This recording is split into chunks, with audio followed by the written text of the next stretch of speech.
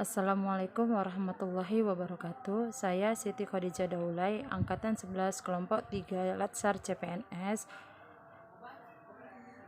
Pada kesempatan ini saya akan membahas tentang komitmen mutu. Nilai dasar PNS yang keempat yaitu komitmen mutu. Komitmen mutu adalah salah satu standar yang menjadi dasar untuk mengukur capaian hasil kerja. Alat pembanding dengan produk atau jasa sejenis lainnya yang dihasilkan oleh lembaga lain sebagai kompetitor. Adapun tujuan dari komitmen mutu adalah yang pertama, mengutamakan kepentingan sebagai pelanggan, menumbuhkan kepercayaan terhadap institusi pemerintah,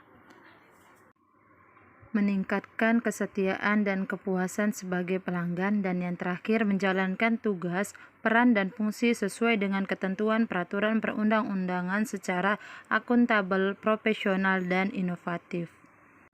Nilai-nilai komitmen mutu. Yang pertama, efisien. Efisien adalah upaya untuk meningkatkan ketepatan penggunaan sumber daya sehingga tidak terjadi pemborosan, penyalahgunaan, dan penyimpangan prosedur.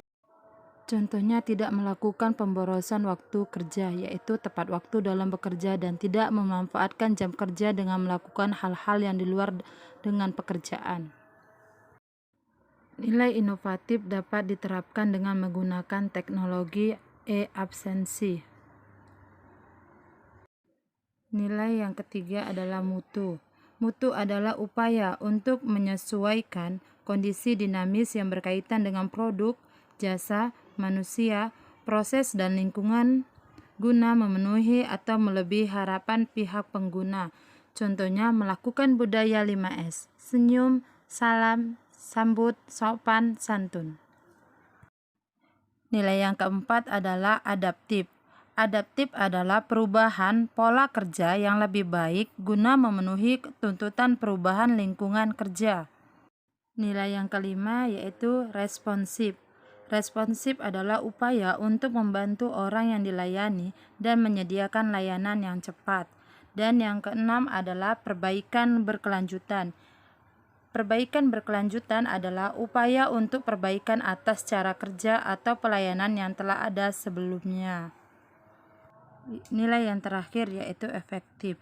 Efektif adalah upaya untuk meningkatkan ketercapaian target atau tujuan yang telah ditetapkan. Contohnya, membantu rekan kerja yang kesulitan dalam menyelesaikan tugas. Penerapan nilai-nilai dasar komitmen mutu. Yang pertama, beradaptasi dengan perubahan, seperti dalam penggunaan teknologi, merupakan contoh dari adaptif. Melakukan pembelajaran gambar secara minuman genetik sirup di juga merupakan televisi, contoh dari ya kan? adaptif. Karena kita Berarti melakukan ini perubahan pola pekerjaan termasuk dalam sesuai iklan dengan masa sekarang yaitu COVID-19. televisi. Yang kedua, membuat rencana kerja atau RPP atau rencana pelaksanaan pembelajaran merupakan contoh dari efektif. Yang ketiga, pembuatan video pembelajaran merupakan contoh dari inovatif. Untuk membantu proses pemahaman siswa dalam proses belajar mengajar. Dalam rangka memenuhi kebutuhan hidupnya. Manfaat dari kegiatan produksi adalah untuk meningkatkan kesejahteraan pemilik sumber daya ekonomi dan produsen. Sumber daya ekonomi dapat berupa sumber daya alam atau sumber daya manusia.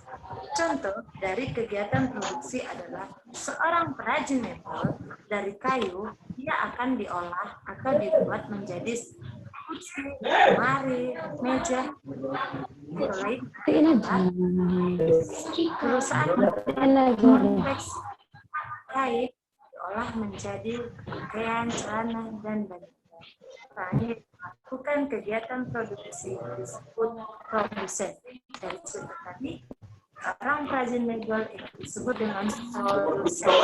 Kegiatan ekonomi yang kedua, kegiatan distribusi adalah menyalurkan hasil produksi dari produsen ke konsumen.